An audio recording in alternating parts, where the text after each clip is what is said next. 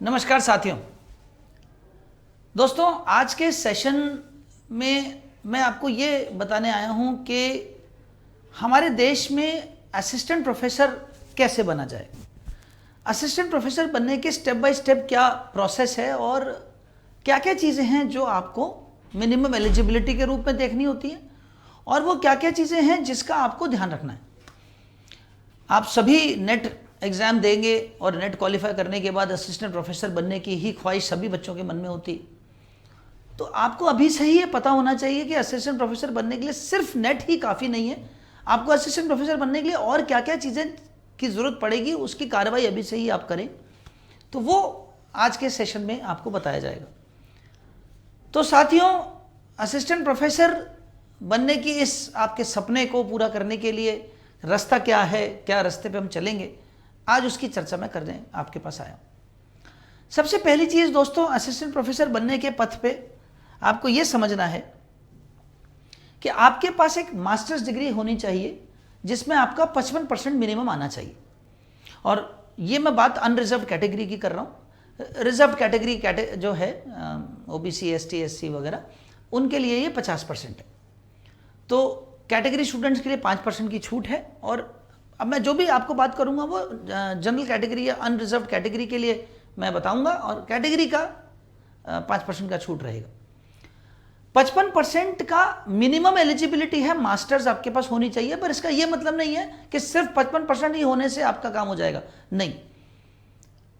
आपको पता है कई यूनिवर्सिटीज में तो आपका नेट क्वालिफाई होने के बावजूद, जेआरएफ होने के बावजूद, आपके मास्टर्स में 55% आने के बावजूद इंटरव्यू तक का कॉल नहीं आता बच्चों को। बच्चे मुझसे कहते हैं, गुरुजी हमारा तो इतना अच्छा सब कुछ था, नेट भी हो गया, जेआरएफ भी हो गया, 55% भी है हमारे, फिर भी मेरे को इंटरव्यू का कॉल ही नहीं आया। अभी दिल्ली यूनिवर्सिटी ने निकाली थी वैकेंसी कुछ समय पहले।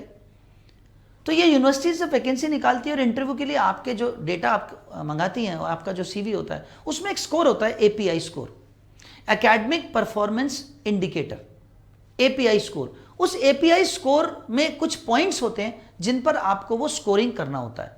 वो 100 पॉइंट्स का स्कोर होता है जिसमें आपको मिनिमम 60 लाने होते हैं। 60 के बाद ही आपका इंटरव्यू कॉल आता है और उसके बाद फिर उस स्कोर के जो पॉइंट्स होते हैं उसके हिसाब से आपका बाकी चीज़ों के साथ चीज़ें देखी जाती और तब आपको असिस्टेंट प्रोफेसर की जॉब ऑफर की जाती है। तो सबसे पहली चीज़ तो मास्टर्स डिग्री तो मिनिमम एलिजिबिलिटी है ही। Masters degree MA, MSc, MCom, MBA जो भी आप अपने सब्जेक्ट में करते हैं। और उसके बाद मास्टर्स डिग्री के बाद में नेट या सेट, पहले इसका नाम स्लेट होता था, फिर सेट हुआ।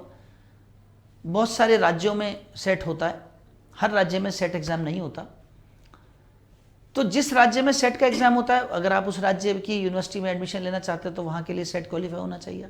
और अगर आपका नेट क्वालिफाई है तो वो पूरे ऑल ओवर इंडिया के लिए होता है, उसमें आपको सेट की अलग से क्वालिफिकेशन की जरूरत नहीं है। Set is state eligibility test और नेट है national eligibility test for lectureship. इसको पहले लेक्चरर कहते थे, जिसको आजकल असिस्टेंट प्रोफेसर कहते हैं। तो एलिजिबिलिटी टेस्ट है। बहुत सारे बच्चे मुझसे ये भी पूछते रहते हैं कि सर नेट देने के बाद सेट देना जरूरी है क्या, या सेट देने के बाद नेट देना जरूरी है क्या। तो मैं यहाँ आपको एकदम क्लियर कर दूं कि अगर आप मान लीजिए मैं राजस्थान का हूँ और अगर मुझे सिर्फ राजस्थान की यूनिवर्सिटीज़ में ही अप्लाई करना है तो मेरे लिए सेट काफ़ी है, मुझे नेट की आवश्यकता नहीं। सेट क्वालिफाई कर लिया तो मैं राजस्थान में कहीं भी किसी यूनिवर्सिटी में अप्लाई कर सकता हूँ। लेकिन अगर मुझे दिल्ली यूनिवर्सिटी में अप्लाई करना है, मुझे एना यूनिवर्सिटी चेन्नई में अप्लाई करना है, मुझे क्राइस्ट यूनिवर्सिटी बेंगलोर में अप्लाई करना है, मतलब मुझे कोई भी राजस्थान स्टेट से बाहर की यूनिवर्सिटी अप्लाई करना है, तो या तो उस स्टेट का सेट क्लियर हो मेरा और या मेरा नेट क्लियर हो। तो नेट एक ऐसा टेस्ट है जो पूरे ऑल ओवर इंडिया में चलता है, इसलिए नेट क्लियर कर लिया तो आपका वो सेट के लिए राजस्थान में भी चलेगा, सेट को अलग से क्वालिफाई करने की ज़रूरत नहीं। तो सबसे पहली चीज़ तो ये हो गई। नेट की एग्ज़ाम की मिनिमम एलिजिबिलिटी भी मास्टर्स में 55% है, तो उसके बिना तो आप वैसे भी एग्ज़ाम नहीं दे सकते। अब आपने नेट क्वालिफाई कर लिया। अब नेट क्वालिफाई करते ही आपको ये भी पता है आपको कि 83 सब्जेक्ट्स में यूजीसी नेट होता है, 83 सब्जेक्ट्स में होता है। अब यूजीसी नेट आपके बाकी 83 सब्जेक्ट्स के अलावा जो साइंस के सब्जेक्ट्स हैं, ये सारा ह्यूमैनिटीज़ और मैनेजमेंट वाले सब्जेक्ट हो गए। मान लीजिए आप साइंस सब्जेक्ट्स हैं, लाइफ साइंसेज है, केमिकल साइंसेज है, फिजिकल साइंसेज है, अर्थ साइंसेज है, इन 4 सब्जेक्ट्स के लिए, मैथमेटिकल साइंसेज है, 5 सब्जेक्ट्स के लिए आपको CSIR का नेट देना है। और CSIR नेट या UGC नेट या सेट, ये जब आपने पड़ाव पूरा कर लिया, फिर इस पड़ाव के बाद अब अगला पड़ाव आपके मन में तुरंत सपने बुनने लग जाते हैं आपके, मेरे को असिस्टेंट प्रोफेसर की अब तुरंत जॉब मिलनी चाहिए। अब इसमें भी दो बातें, अगर आप प्राइवेट यूनिवर्सिटी को अप्लाई करते हैं या किसी डीम्ड यूनिवर्सिटी में अप्लाई करते हैं या सेंट्रल यूनिवर्सिटी में अप्लाई करते हैं, सेंट्रल यूनिवर्सिटीज तो अपना अलग निकालती हैं, जैसे दिल्ली यूनिवर्सिटी निकालती है, जामिया मिलिया निकालती है, ये सारी यूनिवर्सिटीज निकालती हैं। लेकिन अगर आप मान लीजिए किसी स्टेट की गवर्नमेंट यूनिवर्सिटी के लिए या गवर्नमेंट कॉलेज के अप्लाई करते हैं तो आपको स्टेट का PSC देना पड़ेगा, पब्लिक सर्विस कमीशन का एग्जाम होता है। उसका एग्जाम के लिए भी नेट एलिजिबिलिटी है, मिनिमम नेट क्वालिफाई होगा तो ही दे सकते हो आप। और वो एग्जाम देने के बाद फिर आपका इंटरव्यू होता है, वहां पे भी API स्कोर देखा जाता है। तो वो प्रोसेस तो सेम है सब जगह, सिर्फ एक फर्क है कि अगर आप स्टेट PSCs दे रहे हैं तो वहां पर आपको रिटन टेस्ट भी देना है, और सेंट्रल यूनिवर्सिटीज में डायरेक्ट इंटरव्यू होता है। नेट JRF के बाद में असिस्टेंट प्रोफेसर के लिए आपको डायरेक्ट इंटरव्यू के लिए कॉल किया जाता है। कुछ यूनिवर्सिटीज रिटन एग्जाम भी लेती हैं, बहुत कम आजकल डायरेक्ट इंटरव्यू कॉल कर देते हैं। अब आती है बात एक और चीज की कि अगर आपका UGC अधिनियम 2008 के तहत, UGC नेट रेगुलेशंस एक्ट 2008 का जो है, उसके तहत अगर आपने PhD की हुई है और रेगुलर PhD UGC की जो लिस्ट ऑफ यूनिवर्सिटीज है जो रिकॉग्नाइज्ड है रेगुलर PhD कराने के लिए, अगर उनमें से किसी यूनिवर्सिटी से आपने रेगुलर PhD कंप्लीट की है और आपके पास डिग्री आ गई है, तो नेट क्वालिफिकेशन एग्जेम्प्ट हो सकती है आपको, यानी आप बिना नेट के भी असिस्टेंट प्रोफेसर के लिए अप्लाई कर सकते हैं। उन यूनिवर्सिटीज को ये छूट दी जाती है कि ऐसे कैंडिडेट को भी कंसिडर कर लिया जाए जिसने ऐसी किसी यूनिवर्सिटी से रेगुलर PhD की डिग्री प्राप्त कर रखी है under UGC net regulations act 2008। अब आती है बात कि अच्छा, PhD की यहां एक बात और बता दूं आपको, PhD नेट के बाद भी अगर आपके पास PhD डिग्री है तो वो एक एडिशनल क्वालिफिकेशन है, वो हमेशा बढ़िया होती है। वो आपका API स्कोर में आपको अलग से नंबर भी दिलवाती है, 25 नंबर मिलते हैं PhD के लिए, तो आपको अलग से वो एक API का स्कोर पॉइंट्स भी मिल जाते हैं। तो वो भी एक फ़ायदा होता है। कई यूनिवर्सिटीज़ जो होती हैं वो अगर उनके पास दो कैंडिडेट्स हैं, दोनों ही नेट है और एक PhD भी है, तो वो PhD वाले को पहले प्रेफरेंस देगी, ये भी एक फ़ायदा होता है। पर नेट तो करना ही है आपको, आजकल बिना नेट के किसी भी यूनिवर्सिटी में आप असिस्टेंट प्रोफेसर के लिए एलिजिबल नहीं होते हो। अब हम चलते हैं, ये API स्कोर होता क्या है, इसको ज़रा समझना चाहिए। पहले तो इसका फुल फॉर्म बता दूं, एकेडमिक परफॉर्मेंस इंडिकेटर। और API स्कोर एकेडमिक परफॉर्मेंस का मतलब आपकी शुरुआत से, ग्रेजुएशन से लेकर के और आपके आज दिन तक आपका पूरा एकेडमिक परफॉर्मेंस कैसा रहा, इस पर बहुत ज़्यादा फोकस किया जाता है। सिर्फ नेट क्वालिफाई करना ही एक व्यक्ति की जो उसकी क्वालिफिकेशन या उसकी जो ज्ञान है उसको नहीं बता पाता। तो यूनिवर्सिटीज़ ये भी देखती हैं कि ये जो बच्चा है या ये जो स्टूडेंट है जो असिस्टेंट प्रोफेसर बनना चाहता है, तो ये शुरुआत से इसकी जो कहेंगे ज्ञान है या जो इसका परफॉर्मेंस है वो कैसा रहा। तो उसके लिए, उस परफॉर्मेंस के इंडिकेटर के लिए अलग अलग कंट्रीब्यूशन ऑफ टीचिंग, रिसर्च और अदर एकेडमिक एक्टिविटीज़, इनका आपको अलग से कंट्रीब्यूशंस के पॉइंट्स होते हैं। और ये टोटल 100 स्कोर पॉइंट्स का एक API स्कोर होता है, जिसमें ज़्यादातर यूनिवर्सिटीज़ मिनिमम 60 स्कोर वाले को ही इंटरव्यू के लिए कॉल करती है। अब हम ये समझेंगे आज के इस सेशन में कि वो API स्कोर में कौन कौन सी चीज़ें हैं जिसको यूनिवर्सिटी देखती है। दोस्तों, ग्रेजुएशन के लिए अगर आपके 80% से ऊपर नंबर आए हैं तो आपको 21 पॉइंट्स मिलते हैं, 21 मार्क्स, आपको 21 पॉइंट्स अलग से मिलते हैं। अगर आपके 60 से 80 के बीच में तो आपको 19 पॉइंट मिलेंगे। अगर आपके 55 से 60% के बीच में ग्रेजुएशन में आए हैं तो आपको 16 पॉइंट मिलेंगे, और अगर आपके 45 से 55% के बीच में है तो 10 पॉइंट मिलेंगे, और अगर 45% से कम आए हैं ग्रेजुएशन में तो 0 मिलेगा। आप एलिजिबल तो हैं, ऐसा नहीं है कि आपको इंटरव्यू के लिए नहीं बुलाएंगे, नहीं। अगर आपके 44% है ग्रेजुएशन में तो आपको ग्रेजुएशन का कोई पॉइंट नहीं मिलेगा, बस इतना सा फर्क है। PG में, पोस्ट ग्रेजुएशन में, जाहिर सी बात है 45 से 55 वाले में आप हो तो आपको तो एलिजिबिलिटी नहीं है, 55 से तो ऊपर ही होना चाहिए। 55 से 60 के बीच में अगर आप लाते हैं तो आपको 20 पॉइंट्स मिलते हैं। और यहाँ मैं बता दूँ, कैटेगरी वाले बच्चों को 50 से 60 के बीच में, अगर OBC SC ST हैं तो कैटेगरी वाले बच्चों के लिए ये 50 से 60 है, और जनरल कैंडिडेट के लिए 55 से 60 है। 20 पॉइंट्स। 60 से 80 के बीच में अगर आपके नंबर आते हैं तो 23 पॉइंट्स, और 80% से ऊपर अगर आपके पीजी में आए, पोस्ट ग्रेजुएशन में आए, तो 25 पॉइंट्स। यहाँ मैं एक बात और बता दूँ, कई सारी यूनिवर्सिटीज़ परसेंटेज देती नहीं है, वो ग्रेड पॉइंट्स देती हैं, जीपीए देती हैं, CGPA, तो वो क्यूमुलेटिव ग्रेड पॉइंट एवरेज बोलते हैं उसको।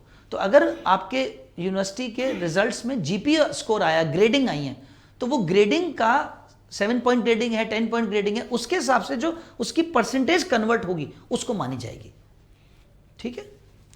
फिर आती है बात, अगर आपने एमफिल किया, अब तो एमफिल खैर बंद हो गया इस साल से, पर अगर आपने इससे पहले एमफिल किया हुआ है तो एमफिल में अगर आपके 55 से 60% के बीच में आए हैं तो आपको 5 पॉइंट्स मिलेंगे, और अगर 60% से ऊपर हैं तो 7 पॉइंट्स मिलेंगे। अब 60% से ऊपर से कितने भी हो, 80, 85, 90 हो तो भी 7 ही पॉइंट मिलेंगे। अगर आपने पीएचडी भी कर रखी है तो आपको 25 पॉइंट्स मिलेंगे। अब आती है बात नेट जेआरएफ की। अब नेट जेआरएफ में भी आप ओनली नेट क्वालिफाइड है कि जेआरएफ, नेट प्लस जेआरएफ है? अगर आप ओनली नेट क्वालिफाइड है तो आपको 8 पॉइंट्स मिलेंगे, अगर आप नेट प्लस जेआरएफ क्वालिफाइड है तो 10 पॉइंट्स मिलते हैं। अब ये तो हो गई बात एकेडमिक्स की कि कितने मार्क्स लाए आप। अब सिर्फ एकेडमिक्स नहीं है, आपने एकेडमिक्स के अलावा आपकी रिसर्च पब्लिकेशंस कितने हैं, आपने कोई पेपर लिखा है क्या, कोई अवार्ड मिला है क्या आपको, उस पर भी आपको पॉइंट्स मिलते हैं। आपकी रिसर्च पब्लिकेशन, चाहे वो रिसर्च पेपर हो, रिसर्च आर्टिकल हो, या रिसर्च में कोई आपने कोई बुक लिखी है, तो आपके हर एक रिसर्च पेपर पे, यहाँ मैं एक बात और बता दूँ, ये रिसर्च पब्लिकेशन सिर्फ उसी की मानते हैं जिस पब्लिकेशन, जिस जर्नल का यूजीसी की जो पब्लिकेशंस की लिस्ट है, स्कोपस वाली लिस्ट जो होती है, वो यूजीसी ने अगर जो पब्लिकेशंस की जो जर्नल्स को अप्रूव कर रखा है, उस अप्रूव्ड लिस्ट वाले जर्नल में ही छपने पर आपका वो पब्लिकेशन मान्य होगा। तो आपको प्रत्येक पब्लिकेशन के लिए 2 पॉइंट्स मिलेंगे, 2 पॉइंट्स पर पब्लिकेशन, और ये मैक्सिमम 6 पॉइंट्स ही हैं। मतलब आपने 4 पब्लिकेशन भी अगर करवा रखे हैं, 4 रिसर्च पेपर लिख रखे हैं, तो आपको पॉइंट 6 ही मिलेंगे मैक्सिमम। 3 तक ही आपका मैक्सिमम अलाउ है, 3 से आगे नहीं। कई लोगों ने 6 पेपर लिख रखे होते हैं, तो आपको मैक्सिमम 6 पॉइंट मिलेंगे इस पर।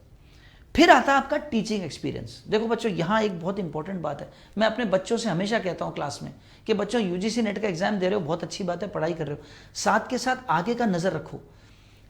साथ साथ अगर कोई बच्चा टीचिंग कर रहा है, किसी स्कूल में पढ़ा रहा है या किसी कॉलेज में पढ़ा रहा है, पार्ट टाइम पढ़ा रहा है, तो ये एक्सपीरियंस गेन करते रहो, सर्टिफिकेट लेते रहो।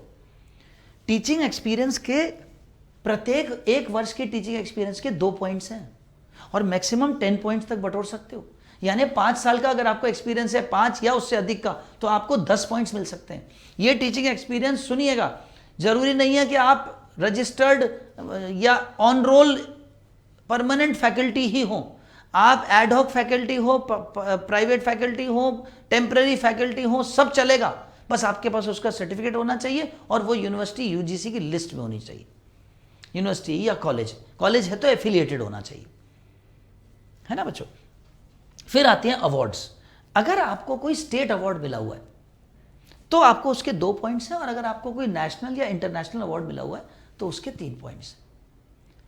तो मेरे प्यारे बच्चों, ये सारा आज मैंने जो आपको बताया, ये आपको असिस्टेंट प्रोफेसर बनाने की राह में क्या क्या चीज़ें हैं जो आपको इकट्ठी करनी है, वो आज आपको पता चला।